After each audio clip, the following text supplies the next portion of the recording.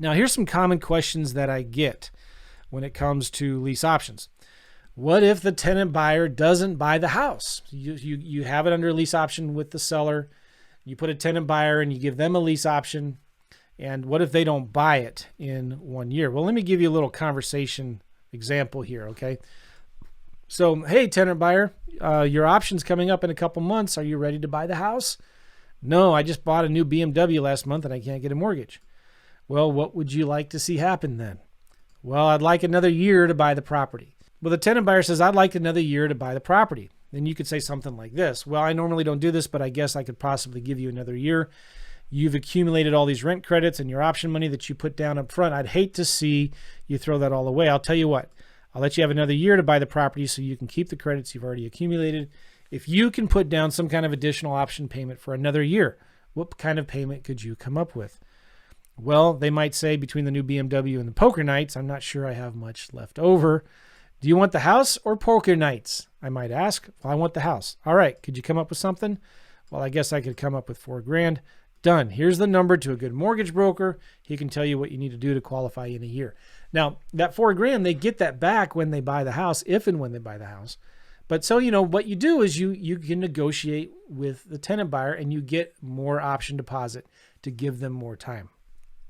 Something like that. Now, what if you can't buy the house from the seller in 3 years? So let's say you have a 3-year lease option agreement with the seller, and that tenant buyer you put into the house can't buy the house within that 3 years. That's rare, but if it does happen, what do you do then? Well, you can negotiate an extension. You can try to sell it on the MLS at a discount. You can walk away and just lose your $10. It doesn't matter. Okay.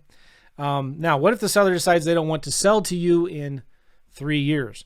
Well, you have a signed contract that is 100% enforceable. Anybody in any kind of real estate transaction can sign the paperwork and then in a week or 2 weeks or a couple of years say, you know what, I don't want to do this anymore. Anybody can do that, and it does happen, unfortunately. But you have a signed contract, and they can't get out of that unless you let them out of it. So there's a few other things that we do to kind of help seal the deal a little bit more. We cloud the title with what's called a memorandum of option or an affidavit of interest, so they can't sell it later with that cloud on the title. That helps you. We also recommend using what's called a limited power of attorney, and you need to get an attorney to help you with that, but that also kind of can force the sale in 1 or 2 years. So another question that we get is, well, who's responsible for all of the maintenance and repairs? The way we set it up is the tenant buyer is responsible for all the maintenance and repairs under $500 a month, and the seller is responsible also for any repairs over $500 a month. So that's kind of the way we work it. Should you get an extended warranty? I'd recommend it. I mean, $500, maybe $1,000, you can get a good extended home warranty on the major appliances. So check that out. Now, I heard you have to have a real estate license to do this. I talked about this before. You don't have to have your real estate license, but I recommend that you do. And if you don't want to get one, that's fine. I would still suggest you hire a realtor to market your homes for you and help you find a tenant buyer. All right. And I get this one a lot. I heard you can't do lease options in Texas, Oklahoma, Illinois, North Carolina. Okay, whatever. Every state has laws, and this is important to understand your local laws. Texas, for example, you can do lease options. You can do sandwich lease options, but for sandwich lease options, you can only do a maximum of 6 months.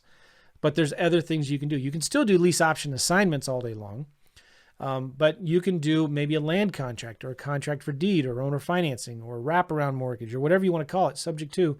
There are other ways to do creative deals in Texas for that are longer term. Oklahoma, Illinois, North Carolina, same thing.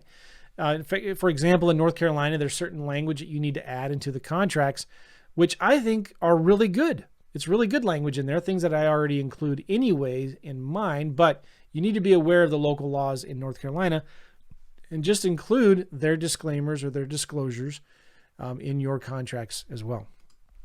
Now, let's say, okay, whatever. You can't do, by the way, there is no single state in the union where you cannot lease a property with the option to buy it in the future. Just remember that.